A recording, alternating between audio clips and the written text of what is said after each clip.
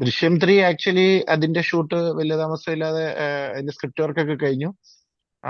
അധികം താമസമില്ലാതെ ദൃശ്യം 3യുടെ ഷൂട്ട് ആരംഭിക്കും. മോസ്റ്റ് പ്രോബബ്ലി ഒരാഴ്ചക്കുള്ളിൽ തുടങ്ങും. അതാണ് ഇപ്പോഴത്തെ ഒരു ലേറ്റസ്റ്റ് ഡെവലപ്മെന്റ്. അതെനിക്ക് തോന്നുന്നത് ഹിന്ദിയിലും തെലുങ്കിലും ഒക്കെ, കാരണം ഞാൻ അവർക്ക് സ്ക്രിപ്റ്റ് ഹാൻഡ് ഓവർ ചെയ്തു, അതിന്റെ ഒരു ഇംഗ്ലീഷ് ട്രാൻസ്ലേഷൻ. അപ്പൊ അവർക്കും സ്വാഭാവികമായിട്ട് അതിനകത്ത് ഒരു കൾച്ചറൽ ചേഞ്ചസ് കൊണ്ടുവരണം. അതിനകത്ത് എപ്പോഴും അങ്ങനെയാണല്ലോ, അവര് അതിന് പ്രീവിയസ് വേർഷൻസിലും അവര് കൾച്ചറൽ ചേഞ്ചസ് കൊണ്ടുവന്നിരുന്നു. അപ്പം അവരും വലിയ താമസമില്ലാതെ തുടങ്ങുമെന്നാണ് കേട്ടത്.